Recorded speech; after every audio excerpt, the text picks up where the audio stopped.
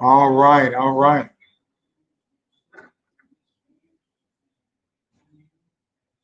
Mm, mm, mm, mm,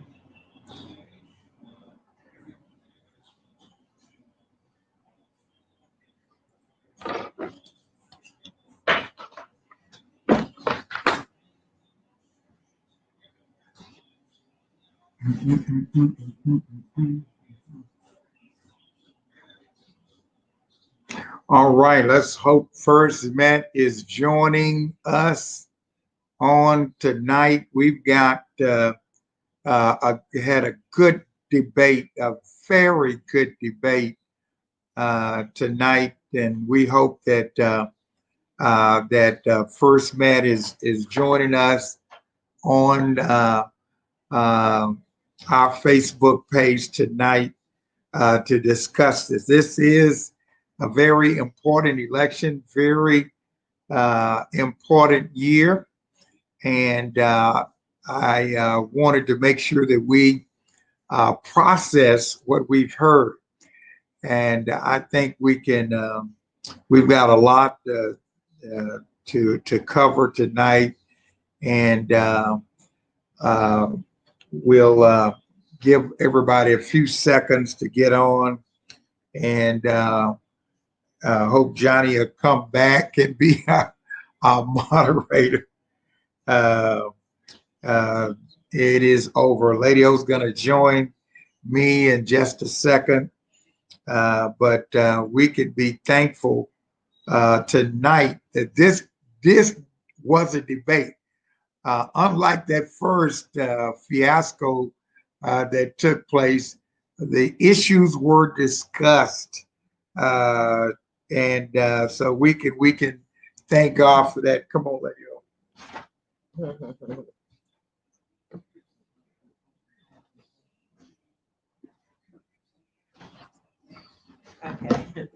Yeah, yeah, yeah, yeah. So I'm glad to have on tonight to help us discuss this. Um, You gotta turn it the right way. That way. yeah, okay. Help us discuss this tonight. I'll give the lady's name first, Angela Martin Greer, and we've got uh, Chris Butler, Reverend Chris Butler, and then we've got Deacon Elias Davis. Gosh, we've got a stellar team tonight. First met to process this, and I want to first say I think as far as the winner, the American people won tonight because we were able to really hear some issues discussed tonight. So let's start off our discussion. And Angela, why don't you get us started? Uh, what were the main your main impression on what happened tonight? Well, I'd say that I was pleasantly surprised at how the debate was conducted tonight versus the other debate.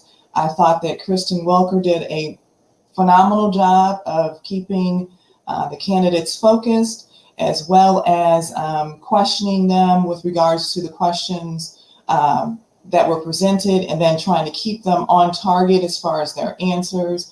I thought that President Trump did a much better job with the debate this time as far as actually addressing the issues that were presented to him and coming up with some policy positions. I thought that Vice President Biden did well, as he did last time, as far as stating his position, stating specifics on how he would move the country forward if he were to become the president, specifically with relationship to the various issues that he was asked. All right, Chris, why don't you help us out? What were your big main takeaway tonight? So I also agree with Angela. I mean, this was more of a debate than the last one. Each candidate did express their their opinions and what they would do on each particular item. I think it started off well, wasn't towards the middle or towards the end of it where it got to straying away from actually answering the question and focusing more on what the opponent or their family did. And so that took away from the actual message. And if you think about it, this late into the political season, both camps are already solidified. So debates are really geared towards those undecided voters. So unlike the first debate, at least the undecided voters got a chance to hear where both candidates stand on key issues. So hopefully they can go into either early voting or the November 3rd and make that intelligent decision. All right, Elias, what were your impressions? Yes, I agree that this form here was a lot better structured. Elias, talk. Your mic is, get more closer. And see if you can increase the volume or talk directly into the mic. Okay, can you hear me? A little bit better. Okay, so I hope that sounds better. Yeah, it was to me a lot more substantive issues were talked about, and We can't hear it. We can't hear. Yeah, lean closer. I get just talk real loud. Okay. You're gonna almost have to yell. Look like your mic is really, really low. I don't know how to. I guess let me see. I got it up as loud as I can. Now that's better. Move it forward. Yeah. Okay. Okay. So I think this debate here gave the candidates a little more opportunity to speak in more detail of what their policy issues were, and so it was, to me, it was a much better debate than the first one. The first one obviously, was more combative and a lot more interruptions. It was I would say more too free flowing. This one was structured a lot better. So, and the moderator, I think she did an excellent job as well, trying to stay on topics. So I agree. It was a much better debate, and actually, some of the information that I heard tonight was not necessarily new information, but it helped some of the candidates took a better position on some things that they had not really said that they were on certain issues. Okay. All right. Now, who wants to? There was a wide range of issues, and of course, the first one is what we're all dealing with now is the corona virus. What were your impressions? Anyone jump in there? Did you think the president acquitted himself of what he's been doing? Do you think Biden, did he kind of make some strong points about what he would have done differently? Who wants to get in there on that, on the coronavirus issue?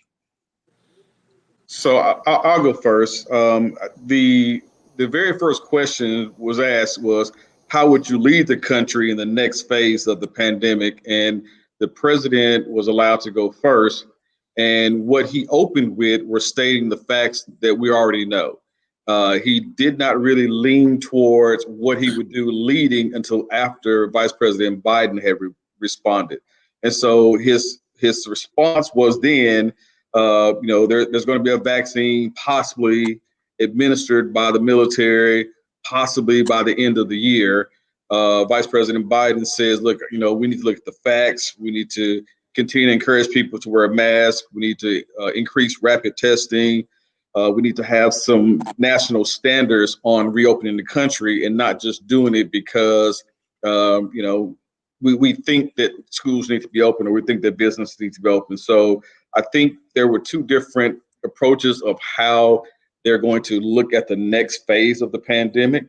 So they were definitely different. One, having a vaccine that is not going to be fully tested by the FDA by the end of the year. So how will we, administer this to the masses when it has not been clear by the Food and Drug Administration. So I don't know how he proposes to have this administered by the end of the year. And instead of focusing on that, we need to focus on what we already know that works, which is your face mask, your social distancing, and you washing of your hands. The president on this issue seemed to really talk about shutting down the country. He didn't want the country shut down. Anyone remember what Biden's response to this idea of shutting down the country? Well, Vice President Biden basically said that he would listen to the scientists. He did not want to shut down the country, but if the scientists said that that's what was needed, he kind of went with more of a two-prong approach of what Brother Chris had mentioned about people doing the bare minimum of wearing your mask, the social distancing, the rapid testing, track and tracing those people that are infected. But that would kind of be more of a last resort on his side. He was saying there's a way to open the country, but to do it safely, to make sure that we implement social distancing if we're going to have people in restaurants, if we're going to have people going back to school, so that we have the safety measures in place. We can keep the teachers safe at the same time being able to get us back to some level of normalcy. Okay. The last one. Lars, you wanted to comment on that? Go ahead. Yeah, yes, I would. And I guess obviously there's two different approaches. You have one approach that says the federal government should make mandates on a national level, and then you have the approach where the federal government helps the states determine what path that each state wants to do as far as opening up, because every state is different. Every state, we're not all monolithic, and so based on what each individual state, the process they would like to open up, from what I understand from President Trump, is that he wants to give those states the opportunity and the flexibility to open up based on how they see their states operating. Because what happens in New York is not necessarily the same thing as what's going on in Texas, which is not necessarily the same thing that's going on in Utah or any other part of the country. So you basically just have two different approaches.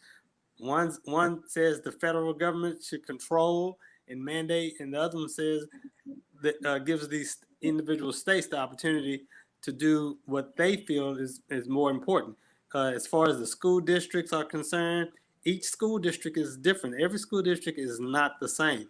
And so give them that flexibility to open up based on their environment and what they see that's coming on.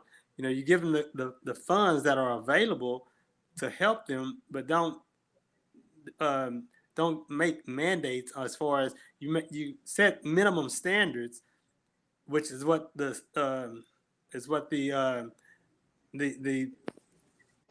commission that they have been doing.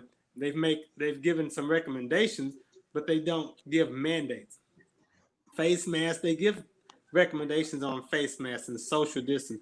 All that is out there. It's just that you have two different approaches. One wants to mandate and make people do certain things, and the other one says these are the recommendations that we're given based on your environment, what you have going on. We trust you enough to make that determination for yourself in your particular community. So that's just you have two different approaches. Well, I would just say on that one, that was one of my most frustrating questions that I heard the response for, because I left that question feeling like, oh my, we don't really have a plan here.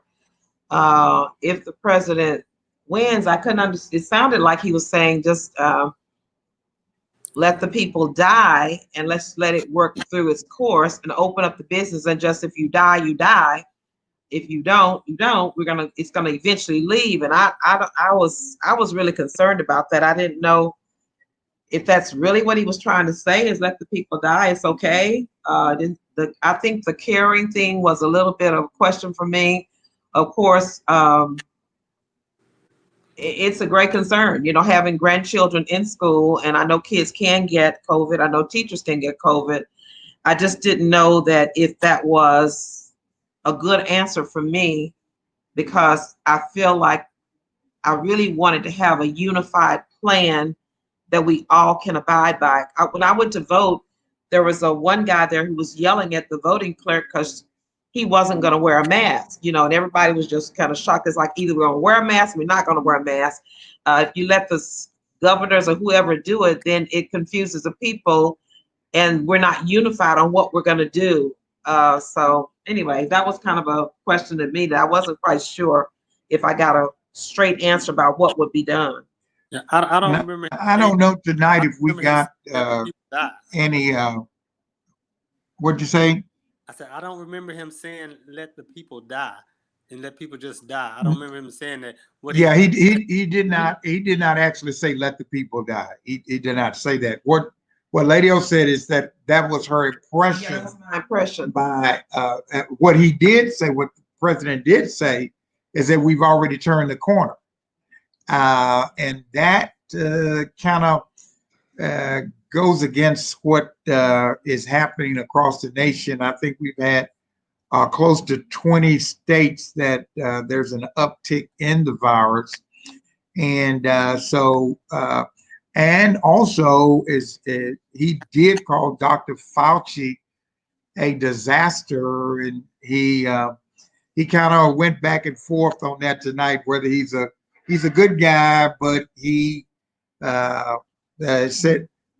Okay, go ahead. I just want to clarify real quick what I meant.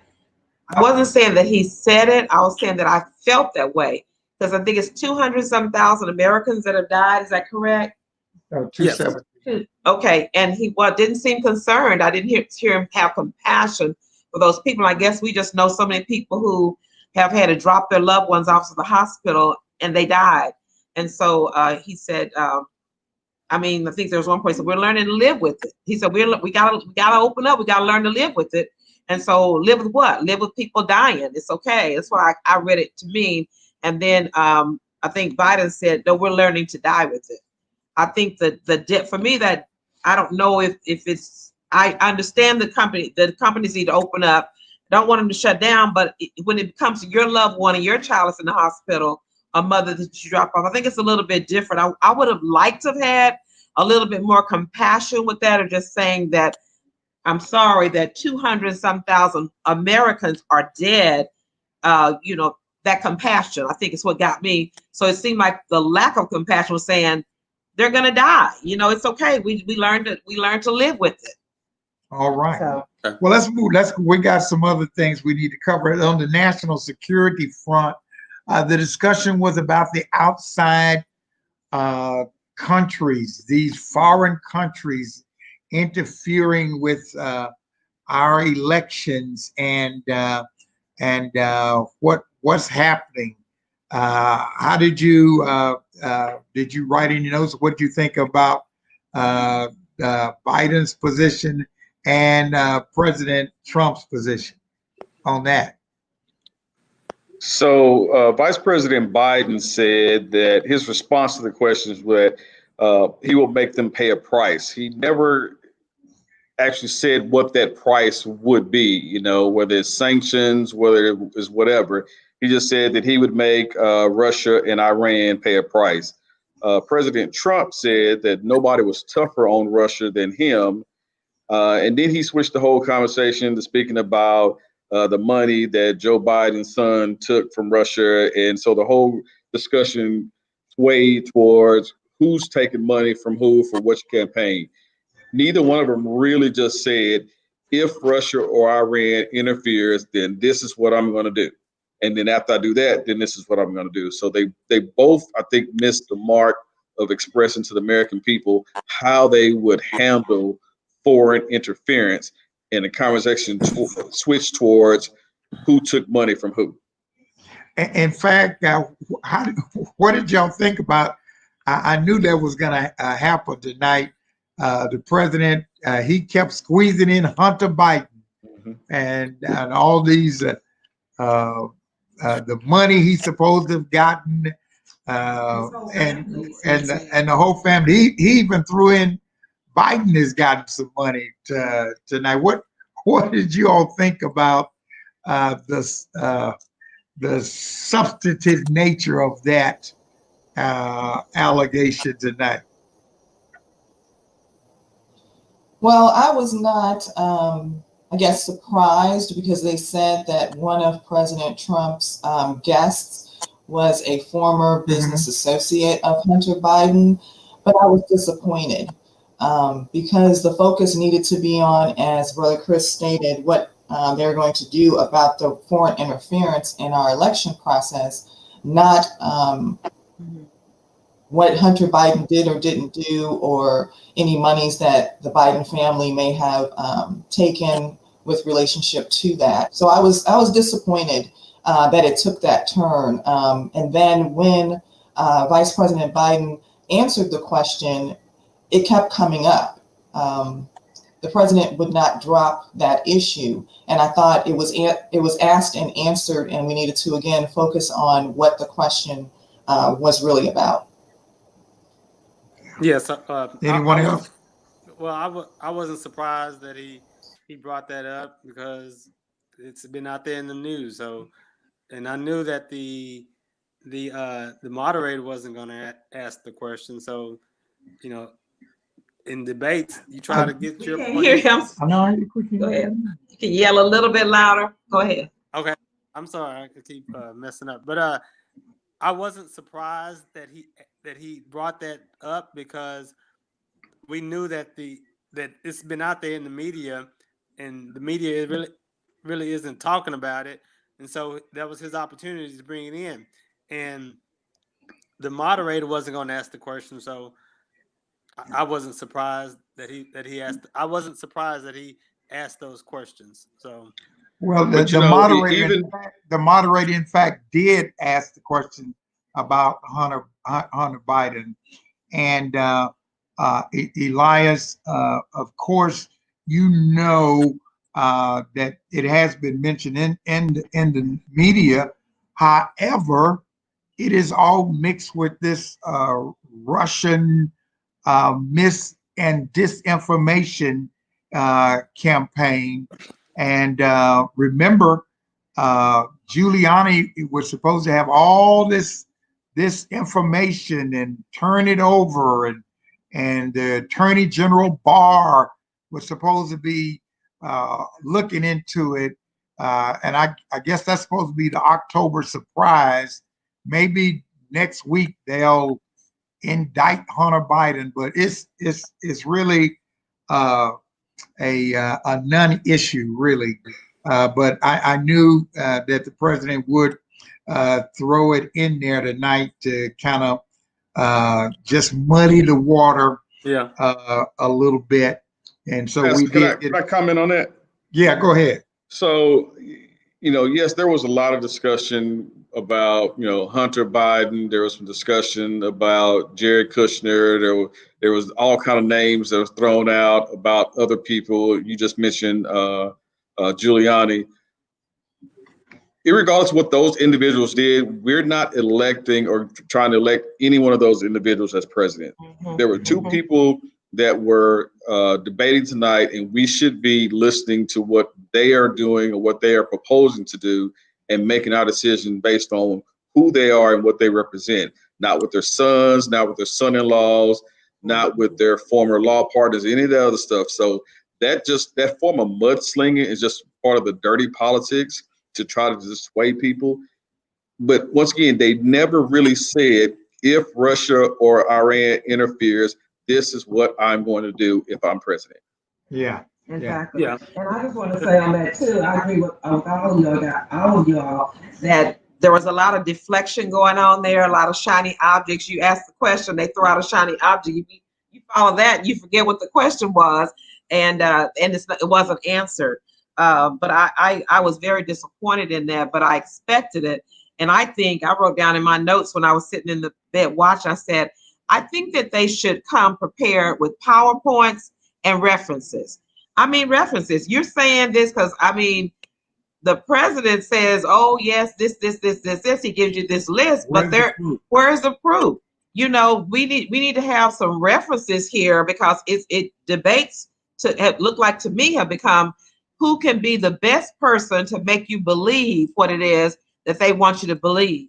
And that if some of the things we know are just, we won't even say they're untruths, they're just outright lies, but they say it so well. And I'm not saying who was lying, but I'm just saying that some of the things we know are lies, and some of the things that we really know are truths, we would not. They were deflected to something else instead of answering the truths that we know that are in the news. Instead, what about this? What about that? So I didn't like that, but it's dirty politics, and I think that it does work with a lot of people. They get diverted into thinking about something else with somebody's son or whatever, and it has nothing to do with it. They are not the president. They've not been running the country for 4 years, and they are not running for office. So why are we pulling all these other people in there? But to take the focus off of what you have not done or what you are going to do, which is answer the question, and they didn't in some cases. All right, let's go to healthcare. Let's go to healthcare. What were your impressions on healthcare? Is this pre-existing condition issue came up, and also the expansion of Medicare, and is this going to be socialized medicine? Who wants to jump in there on healthcare? That is something that touches all of us, and we need to be concerned about that. And I do know that Biden touched on the fact that Trump kept promising a plan and doesn't have one. But somebody could get in there. Let's talk about healthcare. So the president said that he would, terminate Obamacare and create a better health care while taking care of those with pre-existing conditions. And he threw in those with pre-existing conditions as he was pressed by the moderator. Vice President Biden said that he would pass a new plan with a public option, calling it Biden Care. And so it's Biden's way of ensuring that all those that are uninsured can be insured. I think depending on how the Supreme Court rules on Obamacare will really determine what happens next, along with who's elected as the next president. So I think the healthcare, the final decision is still kind of up in the air because we don't know what the Supreme Court is going to do, and we don't know the outcome of the election. All right, anyone else? Well, as far as if they both made some clarifications or were able to take a position on what their plans are, like Chris had mentioned, Biden said that he will have a public option, for healthcare, and President Trump stated that he would protect pre-existing conditions. So they at least both of them stated publicly what their positions are as far as moving forward. And also, like Chris said, until the Supreme Court really make a decision, we won't know which direction we'll be able to go moving forward. All right. Well, on this one really offended me, I think, the most, because I don't think it's fair to take away healthcare if you don't have a plan already. And I think enough time has been gone and promised by the president that we were going to have a health plan. So if you are taking away something and you don't have something to replace it, what am I supposed to do if my child gets sick or, some kind of death thing comes up? When are we going to have to wait as long as the taxes? We've been waiting for the taxes. So I was really offended with that one, because when you're playing with somebody's health care, that means people can't wait till you come up with a plan. I think that all along they knew this was coming. They should have had, the president should have had a health plan already It was promised, I believe, in June, if I remember right, that one was promised, and it's still not promised. But I'm offended by this because so much has gone into getting the lady in place for the Supreme Court to take down Obamacare, but nothing has been put in place. And this promises we're gonna have. I think that was very offensive to me. In fact, we've got some of the people that are on. Lou Jackson asked, "What is the Republicans' replacement plan?" That's what I was. Do you know that one, Elias? Has any plan been articulated? No, not in detail. They have not said exactly what the plan is or what it would be. So we know that they're working on something, but we just don't know what it is. But we do know that that typically when the government changes something like that, there's a transition period. So they're not gonna just cut everything off on day one. There will be a transition period if something like that was to happen. If they were to say, okay, we're going to go to a different plan, there will be a transition period. But I think that there was a missed opportunity for the president. Then that's what he should have said, is that within 90 days of repealing Obamacare, we're going to implement this plan so there is coverage for those that have pre-existing conditions, so there won't be any lasting coverage. You know, if you're going to do something, it's one thing to say, well, I'm going to repeal something. Okay, so what are you going to do? Well, we're going to have something better. Okay, then what is that better? And if you don't have that better, then you can't get rid of what you already have. And I would have to say that's right. And that's what. This is a personal issue for me. I'm sorry. And this is a personal issue for me because I am on Obamacare at this point. And in the middle of this pandemic, you already have the uncertainty of not knowing what your health situation is going to look like, what your landscape is going to be. And to have the president to say that we're going to repeal Obamacare and not have something already designated and set in place, have a plan designed, is a little disheartening. So as Lady O stated, that was one of the ones, as far as the questions were concerned, that really concerned me, with the response of not having any specifics in mind. Yeah, Dee LaShort said, "I think the Republican plan was just to take away Obamacare, period. They have no replacement plan, and we have not seen it yet." So that's where we are with that. I think most people agree.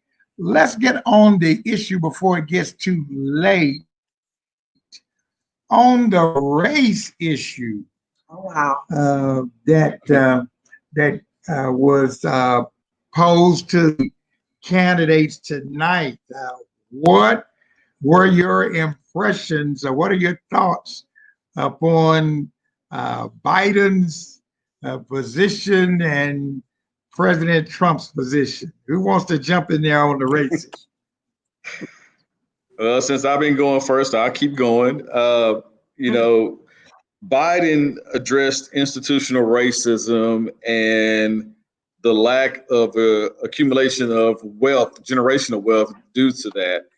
And at least him acknowledging it, I thought was a good thing. I was disappointed when the president once again made his statements that nobody has done more for the Black community than me. And then he threw out, well, maybe Abraham Lincoln. So, you know, the original question was concerning the talk that every African-American family has to have with their students and their teens about, hey, when you drive, you get pulled over, you know, it's 10 and 2, it's yes, sir, no, sir. And the first thing that came out of the president's mouth was, nobody has done more for the Black community than me. Instead of acknowledging, yes, I agree, this institutional racism, you know, I'm going to have this 5-point plan to you know, do more to minority communities. I'm going to do more for people of color. It was just that, look, I've already done a lot of stuff for you. And then he mentioned about, you know, giving money to HBCUs. Well, I'm a graduate from HBCU, and I haven't seen a check. And I've asked other HBCU graduates, did y'all ever see any money that came from this administration? So it's one thing to say it, but actually to see it is totally different. Yeah, well, Anyone else? I think as far as President Trump, what he was stating is that these are the things that he has put in place to help Black and brown communities get more advancement in our society. Whereas the HBCUs, that money was sent to the universities. So what the university does with the money, he has no control over that. So I don't think that that the money, the expectation, I don't believe, is not to send individuals checks who went to HBCU. No, and that I never said that. I asked was, I mean, and you and I being proud alums of Prairie View A&M University, I asked some people at Prairie View, did the university receive a check from the Trump administration? And I did not get a favorable response. And so I'm asking, as another alum, are you aware that Prairie View received a check? I have no idea if they received a check. Well, in fact, that's one of the things that the president does occasionally. He takes credit for stuff that he really hadn't done. And the legislation on the HBCUs actually was written by a member of the Black Congressional Congress, and it was supported overwhelmingly in the House. And it took a little time, but it did get overwhelming support in the Senate. The vote in both were veto proof. Did you hear me? Veto proof. So if the president signed it or didn't sign it, it was going to be done. And it was just what it was, it was an extension of a 10-year funding. It was not something that the president came up with and said, let me help them. When you really look at it, he did sign the bill, but it was a veto-proof bill that had overwhelming support. Now, did anyone think though that he did put Biden in a corner over that 1994 criminal justice bill that ended up helping to produce mass incarceration? And he kind of kept staying on that, and even suggesting that Obama and Biden didn't do anything. Anyone want to respond to that? No, I don't have any response on it. It was in 1994. It happened. Biden was a senator. He participated in it. So I don't, these are things that he's done while he's been in office he's held these positions for 47 years, and he really hasn't done, in my opinion, anything. But now all of a sudden he's gonna make all these changes. When he's had the opportunity, he's done things that have hurt people in the long run versus help people. So yeah, it's just a confirmation as far as I see it. Well, what I'd like to say, I'm just looking up. Go ahead. So what I'd like to say with regards to that is Joe Biden has on numerous occasions acknowledged that he made a mistake, which speaks to his character and his being a decent individual, because we all make mistakes. Based on the information that he had, he thought it was the right decision. He's since realized it hasn't. He's apologized for it and is working to do different. That really resonated with me. Because again, just like with Race in America, how he said that he acknowledges the systemic racism and wants to work towards putting policies in place that address that. and make the necessary overhauls. Being a member of the Senate or being a member of Congress, period, there's only so much power that you have in and of yourself. You get a chance to work with, your colleagues, both within your party and across the aisle, but it's not something that you can necessarily do in a vacuum or do on your own.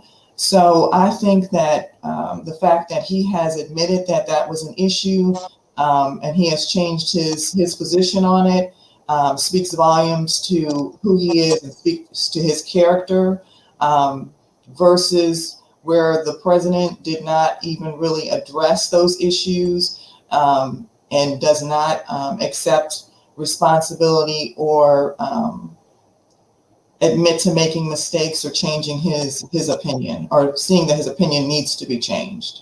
So, and I In agree fact, also. Neil, I'm in sorry, fact, Pastor. I was saying that.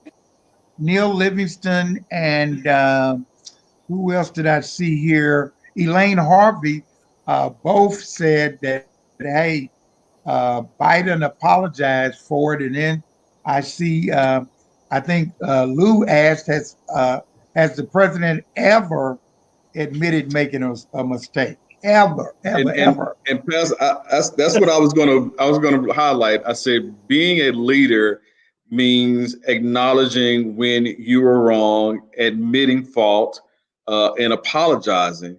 And Vice President Biden has done that. And like Lewis said, I don't ever remember in the last 3.5 years where our current president has said, you know what, I made a mistake. I was given some bad information. It's anything that happens that's positive, I did it, I need to get credit. Anything that's negative is they did it, somebody else did it. And that's not what true leadership is. I mean, it's hard to get people to truly respect you if you can't admit that you have faults and that you have made mistakes as well. Now, let me ask you this.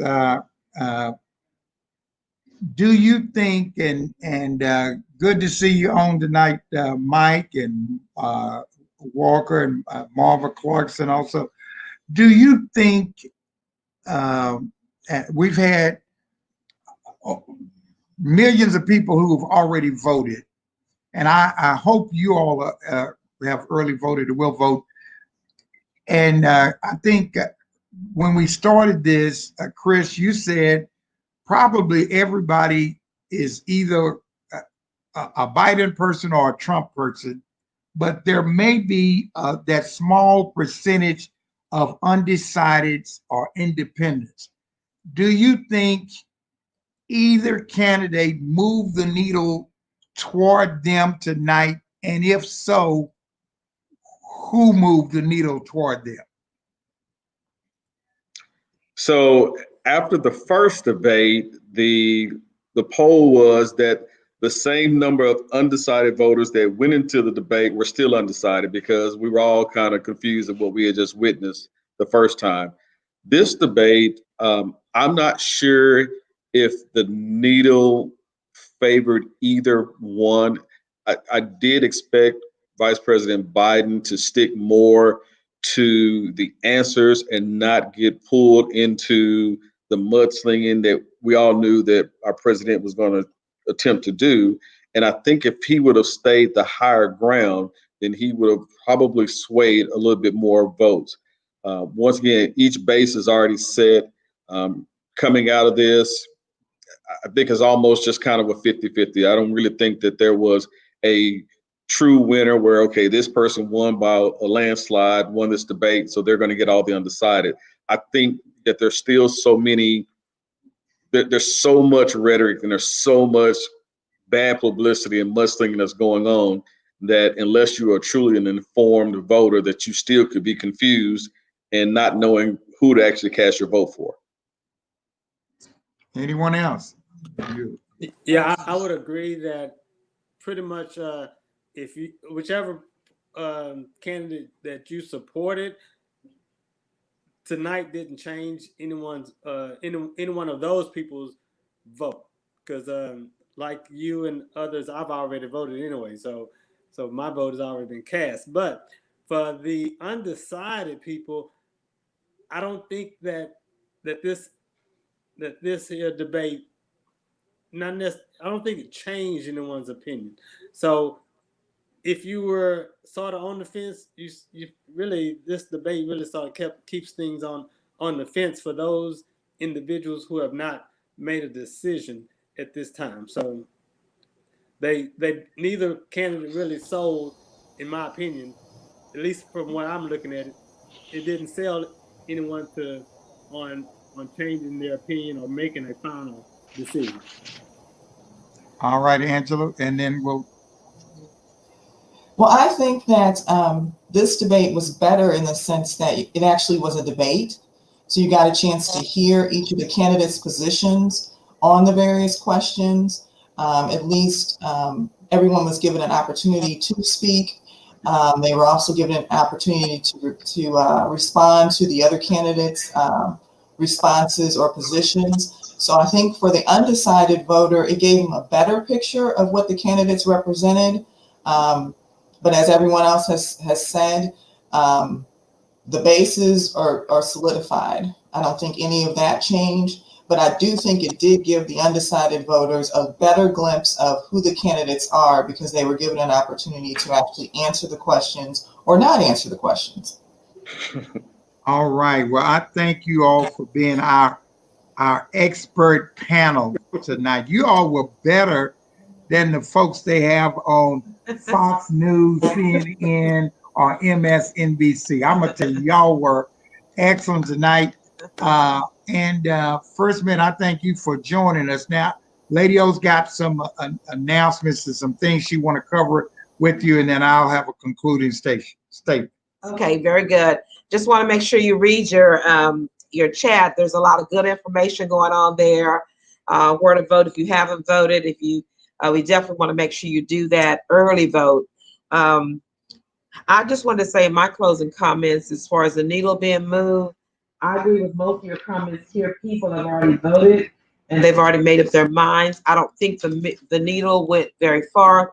I think that if a person is not very astute or learned about what's going on in the news and knows the facts already, then they might be more inclined to go toward Trump because they don't know the truth. They don't know.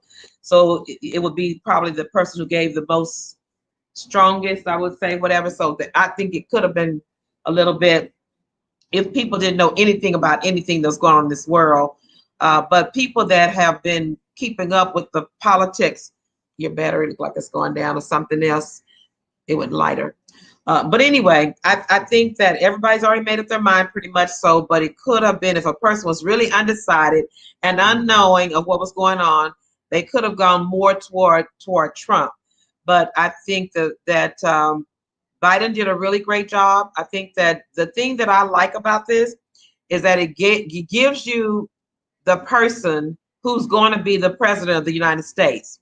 Now it's up to us to go to do fact checks and realize what we're dealing with.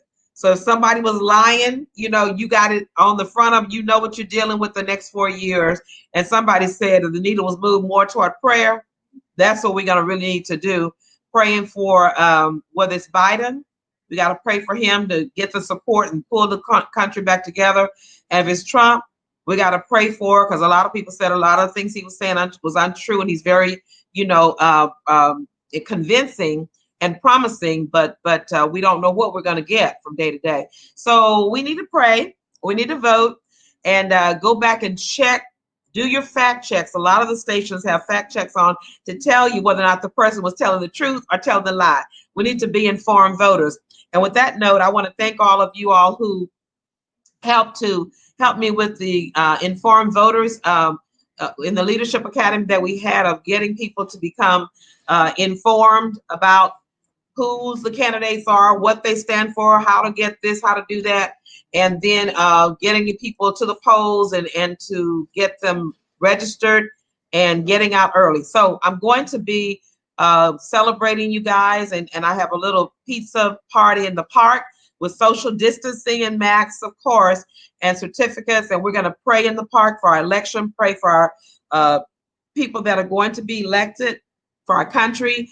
And we're just going to give you a certificates and kind of do like a little debriefing with social distancing. So I've sent you out. If you have not gotten your email, that means that you, some kind of way your name was not on that particular list that I got from Linda. So please let me know. I want to see you in the park on Saturday.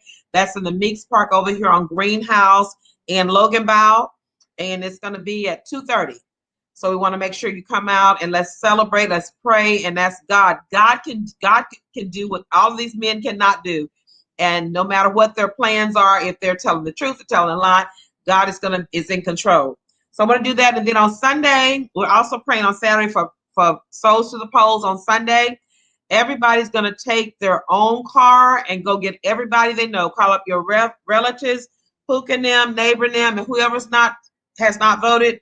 You take those souls to the poll. Make sure you're taking yourself. So we'll do that on Sunday and be praying for it. So thank you again. I think it's been great. Y'all did a great job. Yeah, thank you. And I'm sorry we didn't get to everyone's comment or answer tonight, but I sure thank you for participating tonight. This is a very important year, and I think we should be very prayerful. Yes. I hope you'll encourage all your relatives, friends, neighbors to vote, exercise this precious right. And I would encourage you to do so early voting. It ends on the 30th. Get it done. In fact, go get it done Sunday. We're going to, in our worship Sunday, since it's a stream Sunday, since it is our Souls to the Polls Day, we're going to give you locations where you can vote. And the beautiful thing about early voting, you can go anywhere and just show your ID. But we need to do it. Talk it up, and let's be prayerful. And whatever you do, no matter which side you own, no matter who wins this thing, God is still on the throne. Yeah. Okay. Amen. Bless you all. Thank you Okay. for Good being night, with you us. all. Go